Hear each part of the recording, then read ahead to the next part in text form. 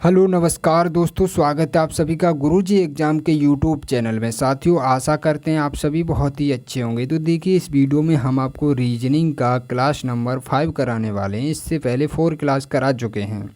यदि आप लोगों ने उन क्लासों को नहीं देखा है तो प्लीज़ उन क्लासों को भी देख लीजिएगा, क्योंकि हम अपनी वीडियो में उन्हीं प्रश्नों को शामिल करते हैं जो बार बार परीक्षा में पूछे गए प्रश्न होते हैं, जो रिपीटेड टाइप के प्रश्न होते हैं। और साथियों, हम आपको पहले ही बता चुके हैं कि हम रीजनिंग में जितने भी टाइप के प्रश्न बनते हैं उन सभी टाइपों के प्रश्न क्लास वाइज कराने वाले हैं। तो देखिए, इस वीडियो में हम आपको आसान ट्रिक बताएंगे, जिसकी सहायता से प्रश्नों को करेंगे बिना पेन उठाए सॉल्व मात्र कुछ ही सेकंडों में। तो चलिए चलते हैं अपने प्रश्न की तरफ।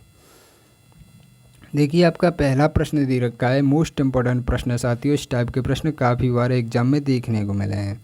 तो देखिए, जब भी इस टाइप का प्रश्न परीक्षा में आएगा तो कैसे सॉल्व करेंगे आसान तरीका से। प्रश्न दे रखा है, दिए गए विकल्पों में से संबंधित संख्या को चुनिए। अब देखिए, यहाँ पर क्या दे रखा है, 61 का संबंध जिस प्रकार से 49 से है उसी प्रकार से 27 का संबंध प्रश्नवाचक चिन्ह के स्थान पर कौन सी संख्या आएगी। तो क्या करेंगे यहाँ पर, देखिए सबसे पहले देखेंगे 61 का संबंध 49 से कैसे दे रखा है। 61 का संबंध 49 से कैसे दे रखा है, उसी प्रकार से देखेंगे यहाँ पर 27 का संबंध प्रश्नवाचक चिन्ह के स्थान पर कौन सी संख्या आएगी। तो देखिए, जब भी यहाँ पर बीच में किसी संख्या का स्क्वायर या क्यू दे रखा हो तो सबसे पहले क्या करते हैं, इस वाली संख्या को ऐड करके देखते हैं। देखिए क्या करेंगे, यहाँ पर 6 और प्लस करेंगे 1। तो देखिए 61 को इस प्रकार से ऐड करेंगे तो कितना आ जाएगा, 7 आ जाएगा। 7 का स्क्वायर करेंगे तो कितना होगा, 49 होता है ना 7 का स्क्वायर। तो देखिए, यहाँ पर कुछ नहीं किया, यहाँ पर संख्याओं को ऐड करके उसके बाद उसका स्क्वायर करके लिख दिया गया है। तो देखिए, इसी प्रकार से यहाँ पर भी करेंगे। देखिए क्या इसी प्रकार का लॉजिक लग रहा है। यहाँ पर देखिए, यहाँ पर 27 को कैसे ऐड करेंगे, 2 प्लस में 7 तो कितना हो जाएगा, 9 हो जाएगा। अब देखिए 9 का स्क्वायर कितना होता है, 9 का स्क्वायर होता है 81।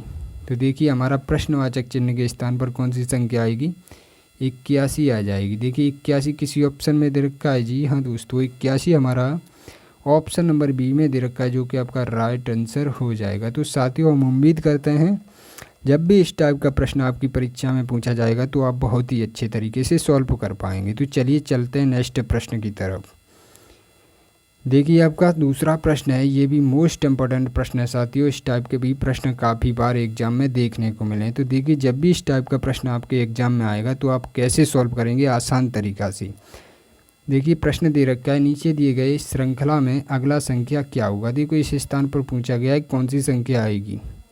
तो देखिए, जब भी इस टाइप का प्रश्न परीक्षा में देखकर स्टूडेंट घबरा जाते हैं, जब भी इस टाइप का प्रश्न दे देता है तो घबरा जाते हैं। क्या करते हैं, इस टाइप का प्रश्न छोड़ के आगे चले जाते हैं। क्या करते हैं, यहाँ पर बड़ी संख्याओं को दिखा रही है, बहुत टफ क्वेश्चन दे रखा है। नहीं, ऐसा नहीं होता है। देखिए, आप क्वेश्चन को ध्यान से देखिएगा, यहाँ पर क्या कर रहा है। यहाँ पर देखिए, ये एक संख्या दे रखी है, इसमें क्या दे रखा है, ये भी संख्या दे रखी है। इस टाइप से संख्याएं चलती जा रही। तो आप संख्याओं को ध्यान से देखेंगे तो यहाँ पर क्या नज़र आ रहा है, यहाँ पर देखिए 5 8 9 6 5 4 2 3 7 लिखा गया है। यहाँ पर देखिए 5 को हटाकर सेम संख्या लिख दी गई है। देखिए यहाँ पर 5 को गायब कर दिया है, सेम संख्या लिख दी गई है। तो यहाँ पर फर्स्ट को गायब कर दिया गया है, यानी 5 को गायब कर दिया गया। उसके बाद यहाँ पर क्या लिखा गया है, देखिए यहाँ पर 7 को गायब कर दिया गया है। देखिए यहाँ पर 3 तक ही गया है संख्या, उसके बाद 7 को गायब कर दिया गया है। तो यहाँ पर क्या किया है, यहाँ पर लास्ट को गायब कर दिया गया है।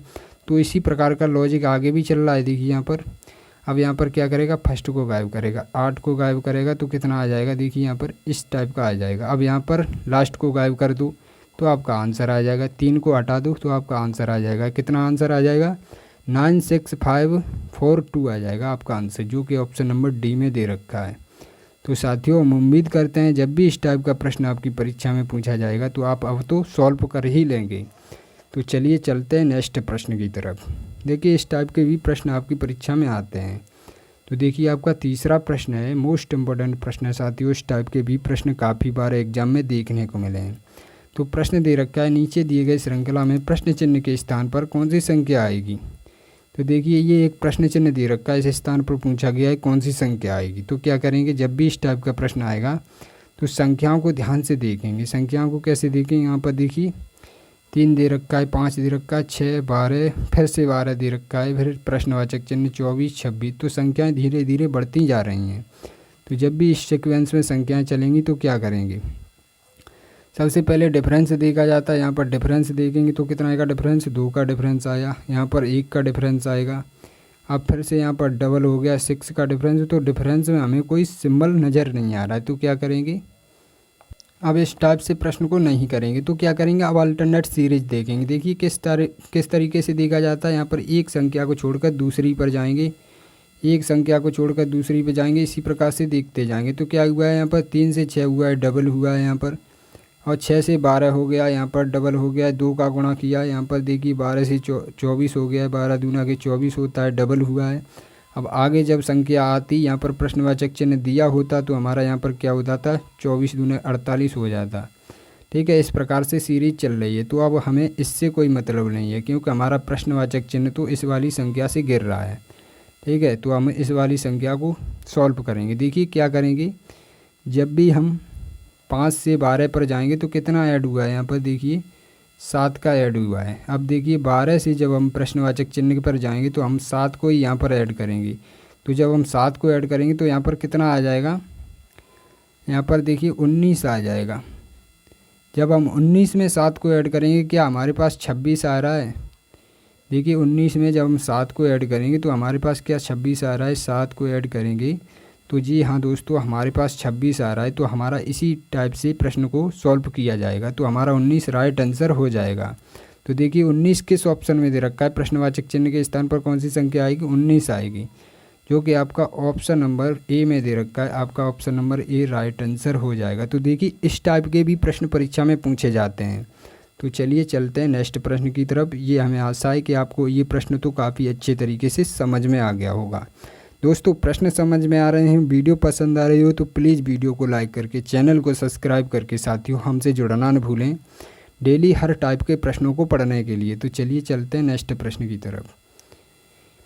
देखिए आपका चौथा प्रश्न है, ये भी मोस्ट इम्पोर्टेंट प्रश्न है साथियों। इस टाइप के भी प्रश्न काफ़ी बार एग्जाम में देखने को मिले हैं। तो देखिए जब भी इस टाइप का प्रश्न परीक्षा में पूछा जाएगा तो कैसे सॉल्व करेंगे, आसान तरीका से। प्रश्न दे रखा है, नीचे दिए गए प्रश्न का सही वेन आरेख बनाएं। अब देखिए वेन डायग्राम से रिलेटेड प्रश्न दे रखा है। तो देखिए ये शब्द दे रखे होते हैं, घोड़ा, कुत्ता, शेर। यहाँ पर कोई भी शब्द दे रखे होते हैं, उनका संबंध देखना होता है। तो देखिए यहाँ पर क्या करेंगे, घोड़े का कुत्ते से संबंध देखेंगे, शेर से देखेंगे। देखिए एक दूसरे से किस प्रकार से संबंधित हैं या नहीं है, उसी प्रकार से इनका सर्कल बनाया जाता है। तो देखिए घोड़े से किसी प्रकार से कुत्ता संबंधित है, नहीं है भाई। शेर से संबंधित है, नहीं है, न शेर कुत्ते से संबंधित है। ये सब अलग अलग हो जाएंगे। तो देखिए वेन डायग्राम किस प्रकार का बनेगा, ये घोड़े का बना लिया, ये देखिए कुत्ते का बना लिया, ये शेर का बना लिया। देखिए वेन डायग्राम इस प्रकार का बनेगा। देखिए ऑप्शन नंबर डी में दे रखा है, आपका option number D right answer हो जाएगा। तो देखिए जब भी इस टाइप के प्रश्न आपकी परीक्षा में पूछे जाएंगे तो आप बहुत ही अच्छे तरीके से सॉल्व कर पाएंगे। बस कुछ ज़्यादा नहीं करना होता है, एक दूसरे में संबंध देखना होता है, उसी प्रकार से सर्किल को प्रदर्शित करना होता है। तो चलिए चलते हैं नेक्स्ट प्रश्न की तरफ। देखिए आपका पांचवा प्रश्न है, मोस्ट इम्पोर्टेंट प्रश्न है। इस टाइप के प्रश्न भी काफ़ी बार एग्जाम में देखने को मिलते हैं। तो प्रश्न दे रखा है, यदि 30 जनवरी 2014 को मंगलवार रहा हो तो 4 फरवरी 2014 को कौन सा दिन था। देखिए कैलेंडर से रिलेटेड जब भी प्रश्न आएगा तो क्या करेंगे, यहाँ पर देखिए 30 जनवरी 2014 दे रखा है, इसको मंगलवार दे रखा है। तो 30 जनवरी को क्या दे रखा है, यहाँ पर मंगलवार दे रखा है। 30 जनवरी को पूछ रहा है 4 फरवरी 2014 को कौन सा दिन होगा। तो देखिए क्या करेंगे, जनवरी माह कितने दिन का होता है, जनवरी माह हमारा 31 दिन का होता है। तो देखिए 31 में से जब हम 30 को घटाएंगे तो कितना बचेगा, 1 दिन बचेगा। तो जनवरी में कितना दिन बचा, 1 दिन बचा। अब देखिए फरवरी में कहाँ तक जाएंगे, 4 दिन तक जाएंगे। ये नहीं हमें कोई काउंट करना है कि 28 की होती है कि 30 की होती है, इससे हमें कोई लेना देना नहीं, भाई 4 तक पूछा गया है, 4 तक ही जाएंगे। तो देखिए जनवरी के बाद क्या आता है, फरवरी आता है। फरवरी को इसमें ऐड कर लेंगे, 4 दिन को ऐड कर लेंगे तो कितना हो जाएगा, 5। अब पूछ रहा है 5 दिन बाद कौन सा दिन होगा। तो देखिए पहले दिन क्या था, मंगलवार, ये हो जाएगा बुधवार, ये हो जाएगा बृहस्पतिवार, ये हो जाएगा शुक्रवार, ये हो जाएगा शनिवार। 5वें दिन कौन सा दिन हो जाएगा, शनिवार। इस दिन को मंगलवार बता रहा है, इस दिन को मंगलवार बता रहा है। तो मंगलवार, बुधवार, बृहस्पतिवार, शुक्रवार और ये हो गया शनिवार। 5वें दिन कौन सा दिन हो गया, शनिवार। शनिवार, जो कि आपका ऑप्शन नंबर बी में दे रखा है, जो कि आपका राइट आंसर हो जाएगा। तो साथियों, हम उम्मीद करते हैं कि ये प्रश्न आपको बहुत ही अच्छे तरीके से समझ में आ गया होगा। तो चलिए, आज की वीडियो में इतना ही, मिलते हैं अगली वीडियो में। तब तक के लिए जय हिंद, जय भारत। और आप लोग कमेंट बॉक्स में कमेंट करके ज़रूर बता दीजिए कि वीडियो आपको कैसी लगी। तो मिलते हैं अगली वीडियो में, ठीक है।